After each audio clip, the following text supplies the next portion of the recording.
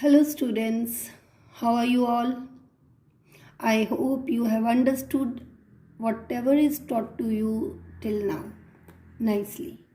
So students, keep on revising the chapter, and if you have understood everything and you are revising the chapter, then question answers are very easy that you could do on your own also. No problem, I will discuss question answers with you, but here so many question answers are given, so it's not possible to do all the question answers, okay, and some are repeated also. So let's see how we'll let's finish this chapter. After that we will do question answers. So we will continue with the same chapter, that is crop production and management. And please open page number 17. You can see here page number 17. So in the previous class we discussed about harvesting, and today we will discuss about storage of food grains. Now you know harvesting is to remove the or to cut the crops after the crops mature, and then after that the next step is to take out the grains from the crop. Now last step is storage of food grains. Storage of food grains. Now food grains, you can see here the picture of these food grains. Okay, these are the wheat grains. Now these food grains, after removing the food grains, you cannot keep it anywhere you feel like. These food grains, they are stored, okay, and you cannot store them the way you want, okay. There are certain precautions which you have to take while storing the food grains, okay. So the fresh food grains like wheat obtained by harvesting the crop contain more moisture than required for the safe storage. So this fresh wheat grains, it contains moisture, so you cannot simply store it in a any vessel or any container, because the moisture present in the grain is more than it should be, okay. So if you will store it as such, okay, what will happen? The grains will be damaged, okay, because of the moisture, as this moisture may promote the growth of fungus. So these grains are first dried, okay, and the moisture is reduced, and after that it is stored, okay. So the food grains like wheat obtained by harvesting the crops are dried in a sunshine. It is dried in a sunshine before storing to reduce the why it is dried, to reduce the moisture, as moisture may promote the growth of fungus. You can see here, moisture may promote the growth of fungus and molds on the stored grain, which damages them. Understood? So after drying the food grains, these food grains, okay, the farmer stored these dried food grains at home in a metal bins or a metal drums.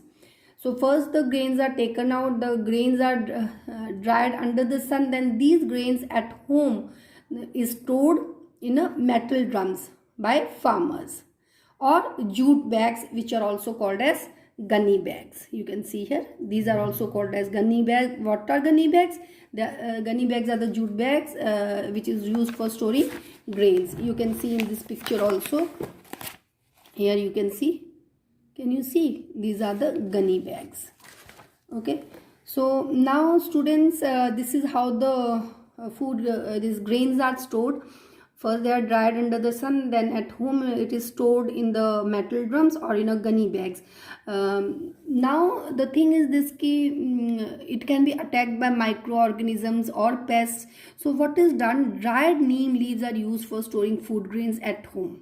Okay, dried neem leaves, because neem leaves are antiseptic, means it may prevent the growth of microorganisms or pests, okay. For example, when wheat is stored at home in iron drums, page number 18, please open page number 18, then some dried neem leaves are put in it. Understood? So at home when it is stored in a drums, then dried neem leaves are put. Okay, the neem leaves which are used or which are put in the drums should be dried. Dry neem leaves protect the stored grains from pests such as insects and microorganisms. It will prevent the growth of microorganisms can be bacteria and insects. So otherwise what will happen, these microorganisms may spoil the food grains, and so much of work which the farmer did for whole year, that all will be wasted, plus people will not get food to eat. So storage of food grains is a very, very important part of basic practices in agriculture. Now please see here, underline the government agency like Food Corporation of India, that is FCI, buy grain from farmers on large scale, okay, so that it can be supplied throughout the year, and so much of food grains is stored in big godowns. You can see this is a big godown where only the food grains are stored. Understood? Now, so this large scale storage of food grains like wheat and rice, that is done by two methods, that is in a gunny bags and in a grain silos. So these food grains, they are stored in a gunny bags. You can see these are the gunny bags, okay. You can see are stored in the gunny bags.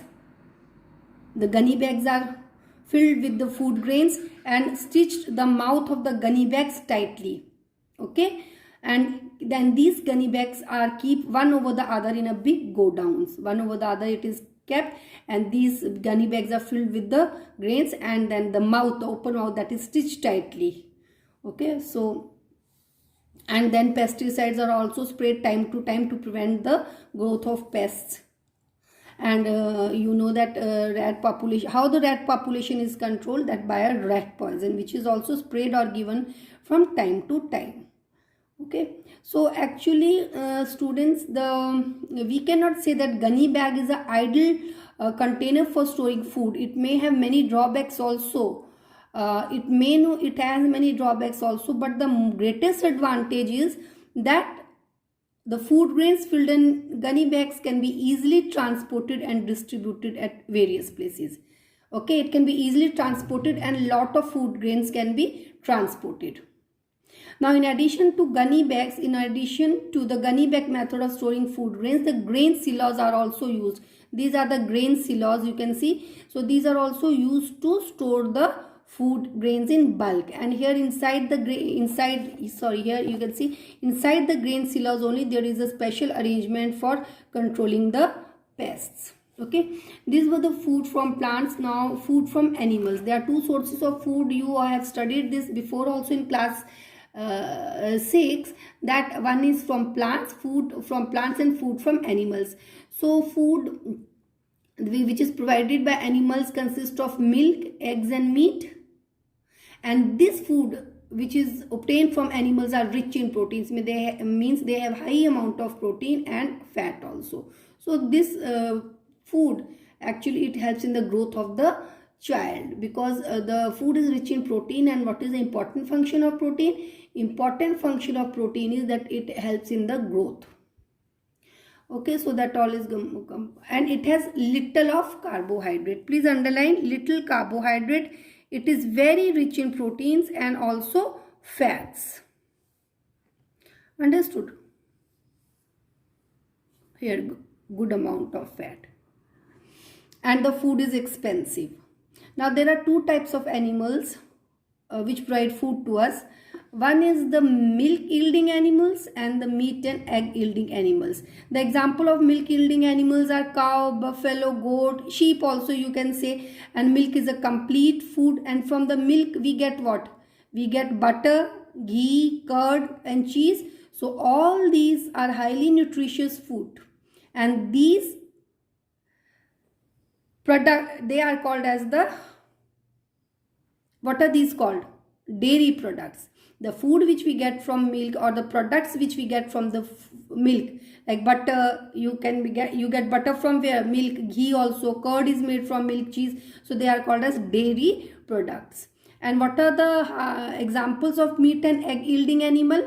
That is sheep, fish, goat, okay, and poultry. Poultry includes chicken, hen and duck. So these are the sources of egg yielding and the meat yielding animals.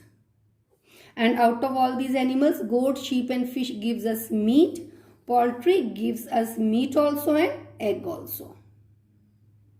And honey is also another nutritious food which is obtained from honeybee.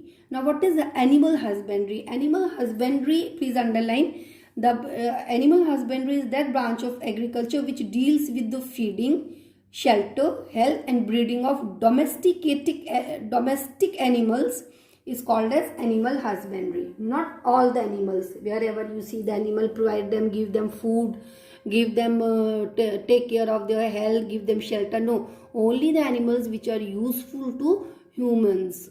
Understood? So only it is that branch of science which deals with feeding, to give food, to give shelter, to take care of health.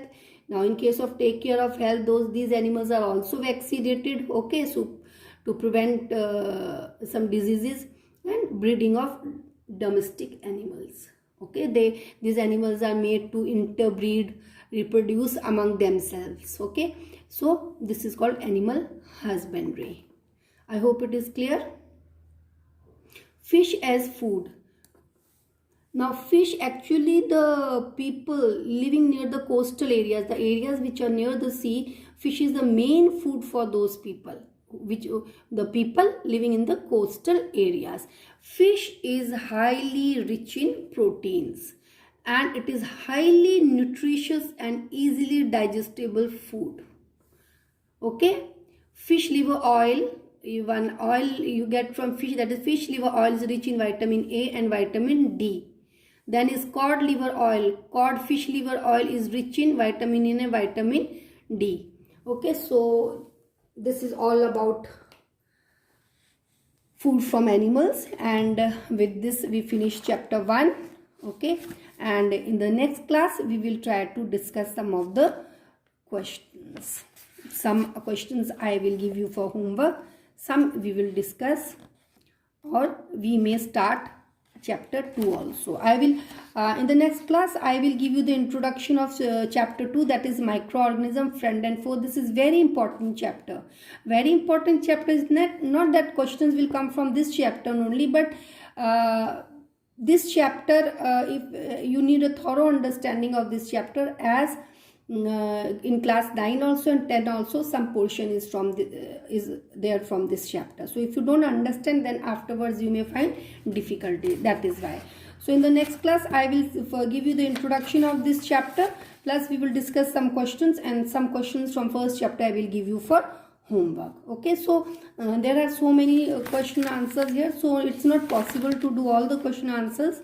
Okay, some questions are repeated also, so let's see how we go about in this. Please make copies for this class 4 copy and 1 copy for homework. So if you have any difficulty, you can clear the difficulty during doubt clarification session. And okay, thank you very much, students.